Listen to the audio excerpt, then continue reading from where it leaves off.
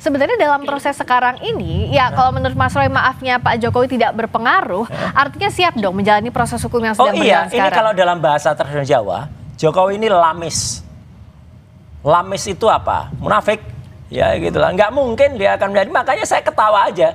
Dia ngomong apa enggak usah dianggap, nih media juga iseng aja sih tanya ke Jokowi. Nggak iseng dong, kan memang ini kan harus dipantau gimana prosesnya. Maksudnya gini, karena Jokowi itu selalu cari panggung. Ya, jadi dia selalu mengeluarkan kata-kata yang biar heboh. Beberapa waktu yang lalu, minggu yang lalu dia bilang ada orang besar, ada saya tahu siapa, nggak usah anu. Akhirnya apa? Jadi isu kan. Jadi kalau sebenarnya kalau pemerintah atau hukum itu mau fair, orang ini harus tangkap ini. Karena membuat kegaduhan, selalu bikin kegaduhan, selalu bikin isu. Itu klaim dari Mas Roy apa gimana? Oh iyalah kalau fair ya. Contohnya kalau fair ya, kayak Heliana, ya wakil gubernur Bangka Belitung. Itu kena ijazah palsu, kena juga padahal yang ngelapor cuma anak mahasiswa. Jadi harusnya dia juga kena, ini masyarakat menilai kok Mbak. Oke. Gitu, orang ini mau pakai ijazah palsu tapi nggak dikenain apa-apa. Itu kan parah. Baik, menurut Mas Semar apakah ada ketidakadilan dalam proses hukum yang disebut oleh Mas Roy? Nggak ada lah, semua juga sudah on the track, proses hukum on the track, profesional, para penyidik dan lain sebagainya. Dan kalau disampaikan Pak Jokowi cari panggung, nggak kebalik itu. Pak Jokowi itu wali kota Solo 2 periode, gubernur 1 periode, presiden 2 periode, masih mau cari panggung. Justru nyari panggung itu ya Roy Suryo dan kawan-kawan. Mungkin sudah bagian dari hidupnya kan gitu. Jadi harus cari panggung terus. Nah kalau Pak Jokowi yang nggak cari panggung, tapi begini, ini sebenarnya disampaikan Pak Jokowi mengulang dari apa yang saya sampaikan. Karena saya sudah pernah sampaikan itu, Pak Jokowi maksudnya gimana? Pak Jokowi akan menunjukkan ijazah dari SD sampai S1 waktu itu, tapi Mas Roy nggak percaya, nggak mungkin. Terus saya bilang, kan gitu loh, Pak Jokowi itu akan menghargai proses hukum itu dan akan ditunjukkan, nggak percaya juga. Jadi Pak Jokowi itu memang menegaskan apa yang kita sudah sampaikan sebelumnya, jadi bukan barang yang baru. Jadi Jokowi ngikutin Semar, wah hebat. Bukan ikuti saya, bahwa saya itu komunikasi dengan Pak Jokowi, saya tahu alur pikiran Pak Jokowi itu yang sekarang akhirnya sekarang dipertegas banget juga. Ini Semar ini, ya. Dan saya rasa Mas Roy sebagai mantan soulmate Pak Jokowi juga tahu juga alur pikiran Pak Jokowi seperti apa itu. Ya dan makanya saya bilang, Mas Semar, saya bilang dia lamis. Orang tahu dulu dikasih lamis kesempatan. Mas Roy berhenti, nggak berhenti juga. Nah ya sekarang akhirnya wong tuduhan kita benar, ijazahnya palsu. Nah, bagaimana mau benar ijazah palsu kalau alat ujinya itu bukan ijazah asli? Makanya kita uji independen. Oke, yang juga oke Mas Semar. Mbak satu saja poin ya. Kenapa saya menegaskan itu?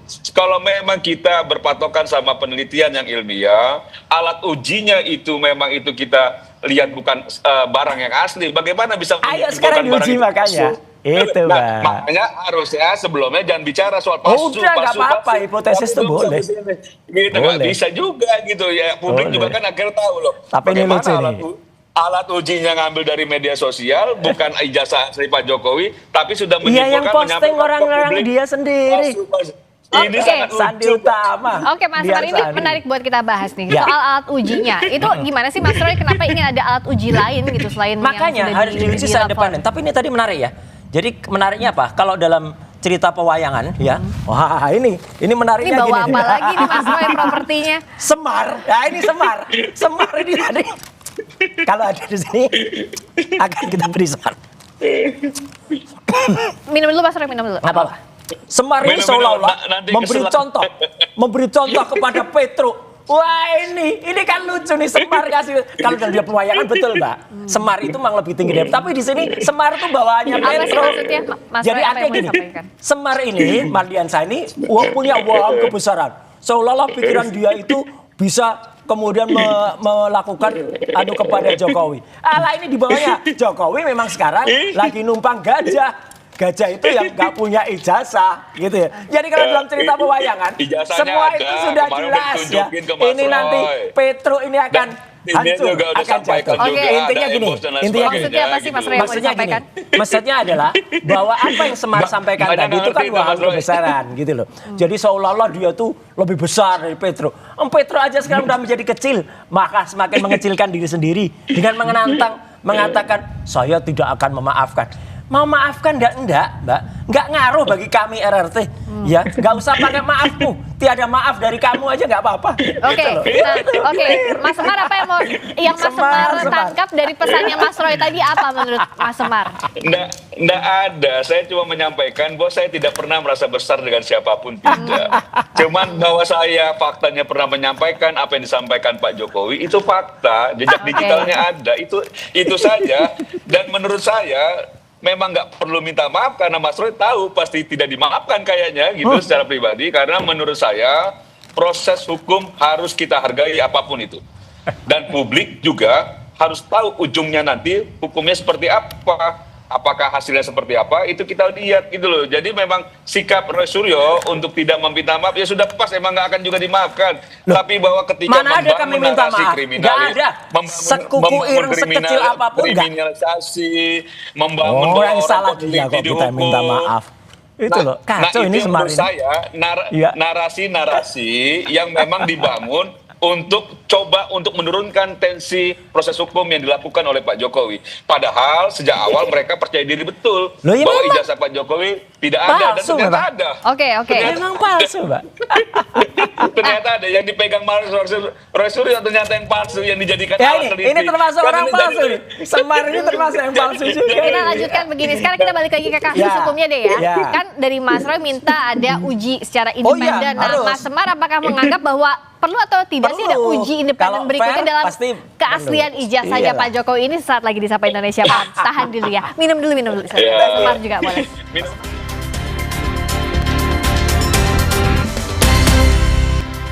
Masih di Sapa Indonesia Malam bersama Roy Suryo juga Mardian Syah Semar.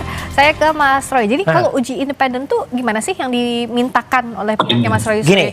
Jadi sebenarnya ini sudah menjadi tren di pengadilan-pengadilan yang sekarang modern ya. Contohnya misalnya ketika ada kasus O.J. Simpson ya di Amerika ya tahun 90-an dulu. Ketika kemudian dia men-challenge ya, karena alat bukti yang ada itu atau barang bukti yang ada itu sarung tangan. Dan dalam pemeriksaan kepolisian sarung tangannya itu pasti cocok milik O.J. Simpson. Nah ternyata setelah ada uji forensik independen, suruh nyoba, lihat sarung tangannya nggak cocok. Dan ini pun dibenarkan juga ya di ruangan ini juga oleh kuasa hukum Jokowi ya Pak Rifai. Ketika Pak Rifai waktu itu mengatakan dia punya klien yang punya kelenjar getah bening.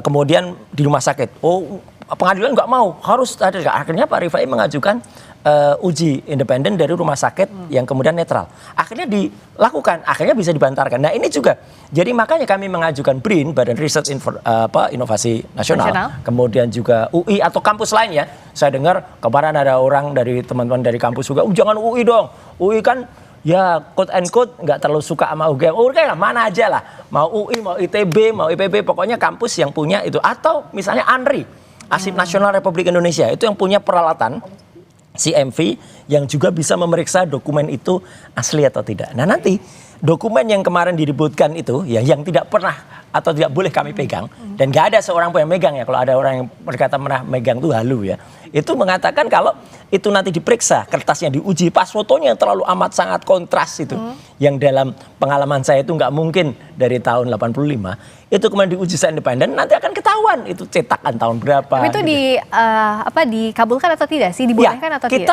Kita mengusulkan itu, dan makanya pengadilan ini nanti akan teruji oleh masyarakat juga.